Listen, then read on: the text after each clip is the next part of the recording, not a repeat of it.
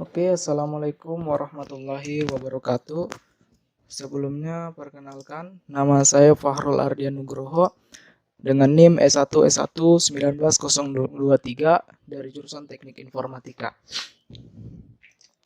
Oke, pada kesempatan kali ini, di video ini saya akan menjelaskan subbab bagian 10 tentang konsep proses dari sistem operasi. Proses sendiri adalah sebuah program yang sedang dieksekusi atau bisa juga dikatakan sebagai sebuah proses atau sebuah konsep utama dalam sistem operasi, sehingga masalah manajemen proses adalah hal utama dalam suatu perancangan dalam sistem operasi. Nah, apa saja yang ada di dalam suatu proses? Dalam suatu proses itu maksudnya terdiri dari instruksi, kemudian program counter, ketiga adalah data, yang keempat adalah register pemproses, yang kelima adalah alamat pengiriman. Dalam suatu proses pasti terdiri dari suatu instruksi, di mana instruksi itu kemudian membawa data yang memiliki alamat pengiriman, kemudian diproses. Nah, sistem operasi sendiri itu berperan untuk mengelola segala proses pada sistem dan mengalokasikan sumber daya ke suatu proses tersebut.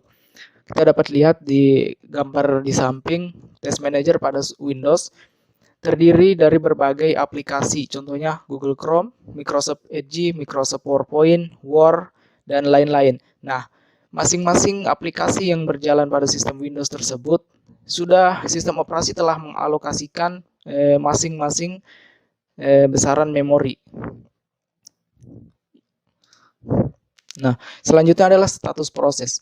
Saat proses dieksekusi, akan terjadilah perubahan status. Status proses diartikan sebagai bagian dari aktivitas proses yang sedang berlangsung pada saat itu. Nah, apa saja status yang ada di dalam suatu proses? Yang pertama adalah status new. Kemudian ada running, waiting, ready, dan juga terminated. Nah, status new adalah status di mana proses itu pertama kali dibuat. Kemudian running adalah proses yang sedang dijalankan. Sedangkan waiting adalah proses yang di mana proses tersebut itu sedang menunggu beberapa event atau kejadian. Seperti penyelesaian I/O atau input output atau penerimaan sebuah signal. Yang keempat adalah ready. Ready adalah status di mana proses sedang menunggu atau diproses oleh prosesor. Kemudian yang kelima adalah terminated. Terminated adalah proses yang telah selesai atau program tersebut telah keluar. Nah, berikut adalah diagram status proses. Dalam diagram status proses itu terjadi ada namanya proses new, ready, running, waiting, dan terminated. Proses new adalah proses yang pertama kali dibuat. Nah, setelah proses itu dibuat, kemudian disiapkan, kemudian disetujui atau admitted, maka akan terjadi proses yang namanya ready. Proses itu proses yang sedang dijalankan. Proses ready adalah proses di mana proses tersebut itu menunggu persetujuan atau menunggu panggilan dari prosesor. Selanjutnya adalah proses running, adalah proses di mana proses tersebut dijalankan. Nah, setelah proses running ini ada 3 kemungkinan yang akan terjadi. Kemungkinan pertama itu adalah terminated atau proses itu exit. Nah, proses terminated ini adalah status di mana proses tersebut itu telah selesai dikerjakan. Yang kemungkinan kedua adalah ada kemungkinan terjadi proses interrupt, adalah proses di mana ada interupsi atau ada program prioritas yang akan dijalankan. Kemudian program yang telah di running tadi akan kembali pada status ready. Nah, setelah proses ready selesai atau dalam antriannya selesai, kemudian akan kembali pada proses running. Nah, kemungkinan yang ketiga adalah proses running, yang selanjutnya adalah waiting. Waiting sendiri adalah proses di mana proses itu menunggu, maksudnya meminta sebuah input dari suatu perangkat keras. Jadi proses itu membutuhkan input dari perangkat keras. Nah, di proses ini itu terjadi yang namanya proses input output. Nah, setelah perangkat keras itu merespon atau menginput, nah akan kembali proses running. Setelah itu exit atau terminated selesai. Nah, selanjutnya adalah proses control block. Proses control block sendiri adalah setiap proses atau dipresentasikan atau digambarkan oleh sistem operasi dengan menggunakan proses control block atau biasanya disebut adalah PCB. Seperti yang terlihat pada gambar, di situ proses control block adalah penyimpanan dalam suatu proses. Yang pertama adalah ada status proses, di mana adanya status new, ready, running, waiting, halted, dan juga banyak lagi. Nah, yang kedua adalah proses counter, status stack yang berisi alamat dari instruksi selanjutnya untuk dieksekusi oleh proses. Nah, yang ketiga adalah proses maksudnya penyimpanan CPU register. Register tersebut termasuk akumulator, register index, stack pointer, general purposes register, ditambah kode information pada kondisi apapun. Nah, selanjutnya ada manajemen memori. Informasi ini dapat termasuk suatu informasi sebagai nilai dasar, tabel halaman atau tabel segmen tergantung pada sistem memori. Kemudian selanjutnya adalah informasi MK atau masukan dan keluaran. Pada informasi MK ini suatu daftar berkas yang sedang diakses dan banyak lagi. Selanjutnya adalah fungsi fork. Nah, fungsi pada sistem operasi Unix sendiri itu mempunyai sistem yang namanya sistem fork atau yang berfungsi itu untuk membuat proses baru. Proses yang memanggil sistem call fork ini akan dibagi menjadi dua bagian. Nah, yang pertama itu adalah proses induk, yang kedua adalah proses anak. Nah, proses induk dan proses turunan yang identik, analoginya itu seperti pembelahan sel, di mana satu sel membelah menjadi dua sel yang identik. Nah, proses induk dan turunan independen satu sama lain dan berjalan bersamaan. Return kode dari sistem call ini adalah satu integer. Untuk proses anak, return kodenya adalah 0, sementara untuk proses induk, return kodenya adalah nomor identifikasi proses atau PID dari turunannya tersebut. Ya, selanjutnya adalah terminasi proses. Nah, suatu proses itu diterminasi ketika proses tersebut telah selesai mengeksekusi perintah. Pada proses terminasi sendiri, semua sumber daya yang digunakan oleh proses akan dialokasikan kembali oleh sistem operasi agar dapat dimanfaatkan oleh proses lain. Nah, terminasi proses itu melakukan terminasi pada turunannya. Alasan terminasi tersebut ada 3 alasan. Yang pertama itu task yang ditugaskan kepada turunan itu tidak lagi diperlukan. Yang kedua itu turunannya itu melampaui sumber daya yang telah dialokasikan sebelumnya. Nah, dalam keadaan ini proses induk mempunyai mekanisme untuk memeriksa status turunan tersebut. Nah, yang ketiga itu proses induk selesai dan sistem operasi tidak mengizinkan proses turunan untuk tetap berjalan. Jadi jika proses induk itu selesai, otomatis proses anak tidak dapat melakukan suatu proses lagi. Nah, selanjutnya adalah proses Linux. Sebuah proses adalah konteks dasar di mana sebuah permintaan user dilayani oleh OS. Nah, agar menjadi kompatibel dengan sistem Unix, Linux harus menggunakan model proses yang sama dengan sistem Unix lainnya. Nah, prinsip dasar dari manajemen proses adalah memisahkan dua operasi untuk membuat proses dan menjalankan program baru. Itu fork dan exec. Proses baru itu menggunakan sistem fork dan yang kedua program baru itu menggunakan sistem exec. Nah, di dalam identitas proses sistem call terdiri dari beberapa bagian. Nah, yang pertama itu adalah PID. PID sendiri digunakan untuk menetapkan proses ke sistem operasi ketika sebuah aplikasi membuat sistem call untuk sinyal, modifikasi, atau menunggu proses lain.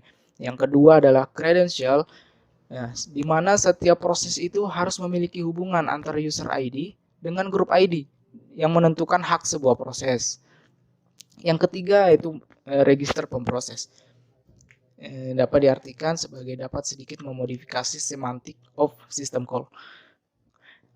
Selanjutnya yang akan saya jelaskan yaitu pada bagian subbab bagian 11, yaitu konsep thread.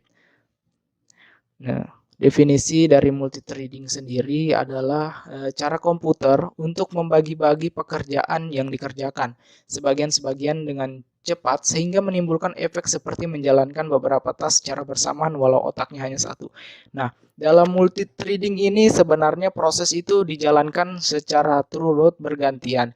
Namun dengan sistem thread itu prosesnya sangat cepat sehingga proses yang dijalankan secara bergantian itu terlihat seperti satu proses yang dijalankan secara bersamaan. Padahal proses itu dijalankan secara bergantian. Nah, multithreading itu terdiri dari dua bagian. Yang pertama adalah multiprocessing dan yang kedua adalah multitasking. Multiprocessing sendiri adalah penggunaan dua atau lebih CPU dalam sebuah sistem komputer. Nah, sedangkan multitasking merupakan metode untuk menjalankan lebih dari satu proses di mana terjadi pembagian sumber daya CPU. Dalam multiprocessing ini banyak dilakukan oleh sistem operasi Linux. Nah, apa saja keuntungan kalau komputer itu menerapkan sistem multithreading?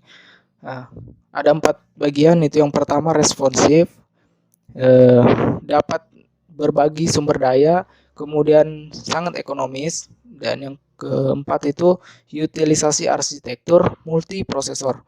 Nah, apa saja model-model dari multithreading itu? Nah, yang pertama adalah many to one, kemudian one to one dan many to many. Jadi satu user mengakses maksudnya banyak user mengakses satu kernel, kemudian banyak user mengakses banyak kernel, dan yang ketiga adalah banyak user itu dapat mengakses banyak kernel. Nah, ilustrasinya terdapat pada gambar. Nah, penjelasannya itu yang pertama many to one. Nah, model ini tuh memetakan beberapa thread tingkatan pengguna untuk sebuah thread. Pengaturan thread itu dilakukan dalam ruang pengguna sehingga efisien. Hanya satu thread pengguna yang dapat mengakses thread kernel pada satu saat, seperti itu. Yang kedua adalah one to one. Adalah suatu model itu di mana model ini memetakan setiap thread tingkatan pengguna ke setiap thread. Ia menyediakan lebih banyak konkurensi dibandingkan model one to one. Nah, keuntungannya itu sama dengan keuntungan dari thread kernel. Nah, adapun kelemahan dari model ini itu pengguna itu memerlukan tambahan thread kernel. Nah, itu.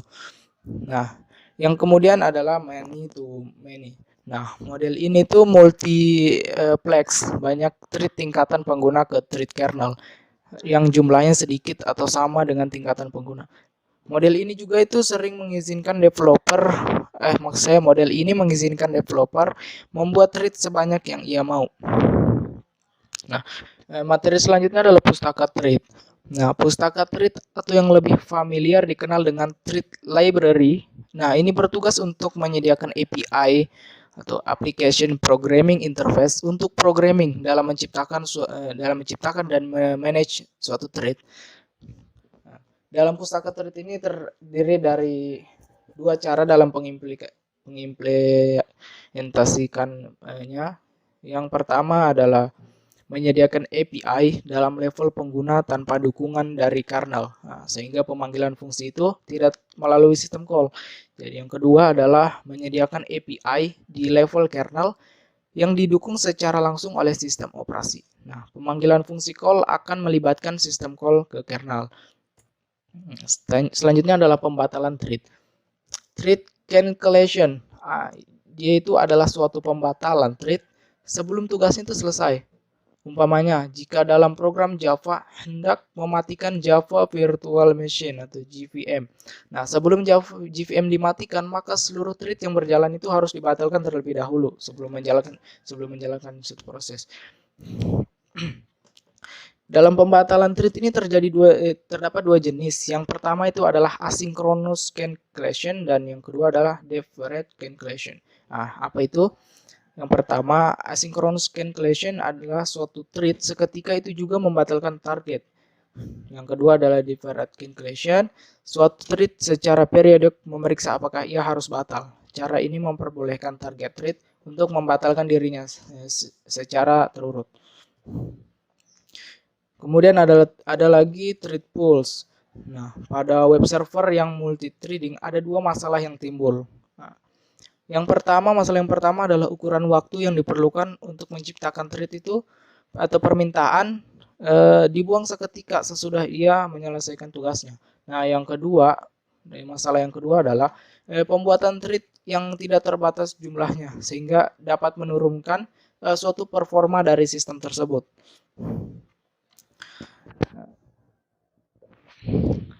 Thread pool itu juga memiliki keuntungan selain dari kelemahannya tadi. Ya, yang pertama itu biasanya lebih cepat, yang kedua itu membatasi thread suatu waktu. Nah, ini sangat penting dalam konsep proses. Selanjutnya adalah penjadwalan suatu thread. Nah, untuk menjadwalkan thread, sistem dengan model multi-threading many-to-many atau many-to-one menggunakan proses contention scope atau PCS, dan yang kedua itu sistem contention scope atau SCS. Nah, PCS itu adalah suatu pustaka thread menjadwalkan thread pengguna untuk berjalan pada LWP atau lightweight proses yang tersedia. Sedangkan SCS itu berfungsi untuk memilih satu dari banyak thread. Nah, kemudian menjadwalkannya ke suatu thread tertentu, baik itu ke CPU atau kernel. Mungkin sekian dari penjelasan saya. Kurangnya mohon dimaafkan. Terima kasih. Assalamualaikum warahmatullahi wabarakatuh.